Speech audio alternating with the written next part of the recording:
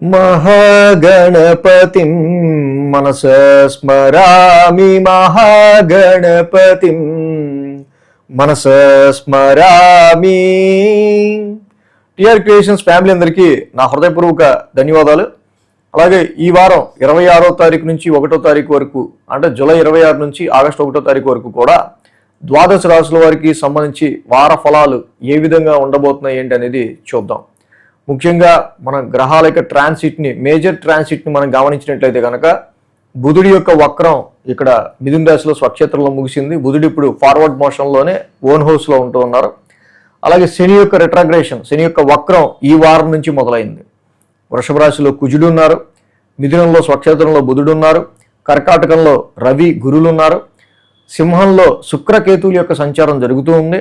అదేవిధంగా రాహు యొక్క సంచారం కూడా కుంభరాశిలో మనకు ఉంది.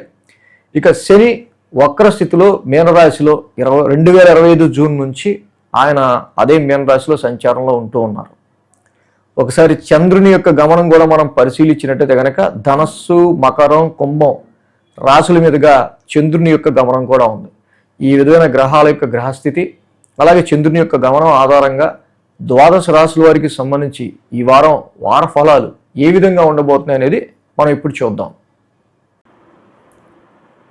కుంభరాశి వారికి సంబంధించి చూద్దాం. కుంభరాశి వారికి ఈ వారం మనం చూసినట్లయితే కనుక రవి యొక్క షష్టమ స్థాన సంచారం బాగా యోగిస్తూ ఉంది. సో ఒక Ravi sun is burn, flame and fire, ఒక ఫైరీ ప్లానెట్, అగ్నితత్వ గ్రహం. సో ఇలాంటి గ్రహం రుణరోగ శత్రుస్థానమైన 6th హౌస్లో ఉండటం. సో 6th హౌస్ అనేది రవి ఎక్కడ ఉంటే హౌస్ని బర్న్ చేస్తాడు. అది మరి మన శత్రువుల్ని, మన రోగాల్ని, అలాగే మనకి అబ్స్టెకిల్ క్రియేట్ చేసే ఇష్యూస్ని, సమస్యల్ని బర్న్ చేస్తే మంచిదే కదా. సో రవి యొక్క సంచారం మాత్రం వీళ్ళకి అద్భుతమైన రిజల్ట్స్ని ఈ రాశి వాళ్ళకి, కుంభరాశి వాళ్ళకి ఇస్తూ ఉంది. ఈ వారం 11, 12, 1 స్థానాల మీదుగా చంద్రుని యొక్క సంచారం ఉంది. కాబట్టి ఆది, సోమ, మంగళ, శుక్ర, శని 5 రోజులు కూడా ఈ రాశి వాళ్ళకి సంబంధించి చక్కగా మంచి పాజిటివ్ రిజల్ట్స్ చంద్రుని యొక్క స్ట్రెంగ్త్ వల్ల మనకు కనిపిస్తూ ఉంది. అంటే చంద్రబలం అయితే బాగుంది. లాభస్థానం నుంచి చంద్రుని యొక్క సంచారం ఉంది. అదే రాశ్యాధిపతి గురుడు అక్కడ 6th హౌస్లో ఉచ్చులో ఉన్నాడు. కోర్టు కేసెస్ ద్వారా, కాన్ఫ్లిక్ట్స్ ద్వారా మీకు వచ్చి పడుతున్న సమస్యలను మీరు అధిగమించడం ద్వారా లాభపడే ఆస్కారాలు ఇక్కడ కనిపిస్తూ ఉన్నాయి. గురుడు ఉచ్చులో ఉన్నారు 6th హౌస్లో. న్యాచురల్గా గురుడు ఇంటెలిజెన్స్తోనే, అంటే మూర్ఖత్వంగా ఎక్కడ వ్యవహరించాడు, జ్ఞానంతోనే ఎదుటోడికి బుద్ధి చెప్పాలనుకుంటాడు, జ్ఞానంతోనే శత్రువుల మీదైనా విజయం సాధించాలనుకుంటాడు. ఇలాంటి సందర్భాల్లో లాభంలో చంద్రుడి సంచారం ఉండగా గురువు గారి యొక్క షష్టమ స్థానంతో పాటుగా రవి కూడా అక్కడ ఉండటం డెఫినెట్గా it is very good sign.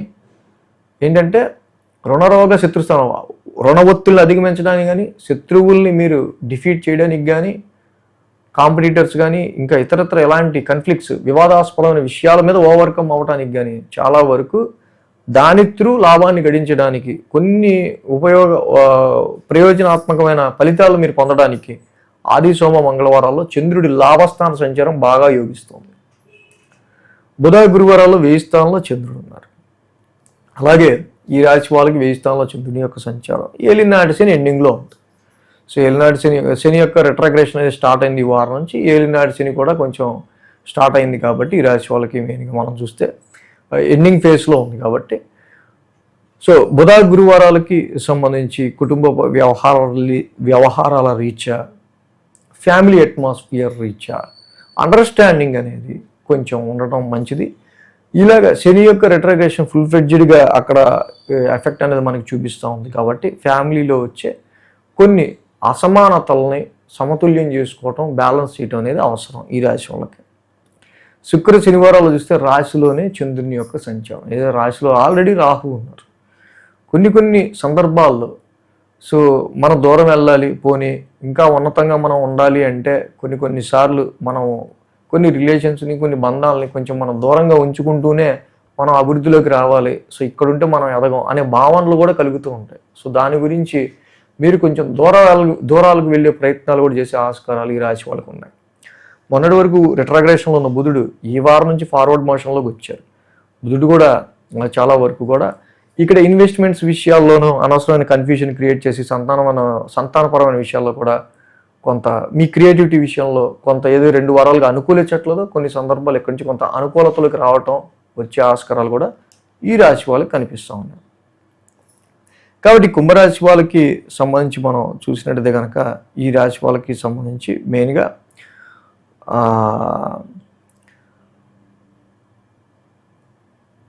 శని యొక్క ఏలినాటి శని సంచార దోషం ఒకటి ఉంది కాబట్టి నిత్యం నీలాంజన సమాభాసం వాక్ స్థానంలో ఉన్నారు కాబట్టి శనికి సంబంధించి చదువుకోవడం చాలా మంచిది ఈ రాశి వాళ్ళకి. అలాగే అర్ధాష్టమ కుజు దోషం, అర్ధాష్టమంలో కుజుడు ఉన్నాడు కాబట్టి కొంచెం వీళ్ళకి ఇంటి పరిస్థితులన్నీ కొంచెం చికాగ్గా కొంచెం ఇరిటేషన్గా అనిపిస్తుంటాయి, ఫ్రస్ట్రేటివ్గా. అంటే కుజుడికి కూడా ధరణీ గర్భ సంభూతం చదువుకుంటే ఇంకా మంచి ఫలితాలు కుంభరాశి వారికి ఉంటాయి. అదేవిధంగా గురు బ్రహ్మ గురుర్విష్ణు గురుర్దేవో మహేశ్వర గురు సాక్షాత్ పరబ్రహ్మ తస్మై శ్రీ గురవే నమః. గురువునే మనం బ్రహ్మ విష్ణు మహేశ్వర స్వరూపంగా కొలుస్తూ ఉంటాం. జీవితంలో మార్గదర్శకులైన గురువులకి ఆషాఢ శుద్ధ పౌర్ణమి రోజున, అదే గురు పౌర్ణమి రోజున మనం కృతజ్ఞతలు తెలుపుతూ ఉంటాం. ఆ గురు పౌర్ణమే ఈ 29వ తారీఖున వచ్చింది.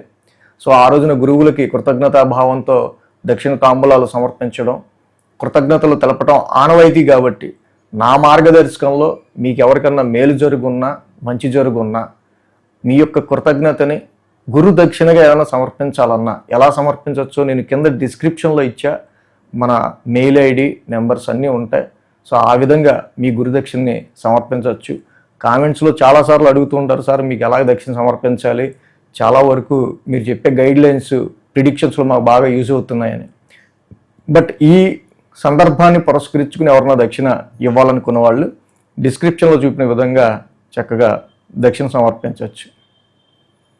ఈ వీడియో కనుక మీకు నచ్చినట్లయితే లైక్ చేయండి, షేర్ చేయండి. మరిన్ని అప్డేట్స్ కోసం సబ్స్క్రైబ్ చేయడం మాత్రం మర్చిపోకండి.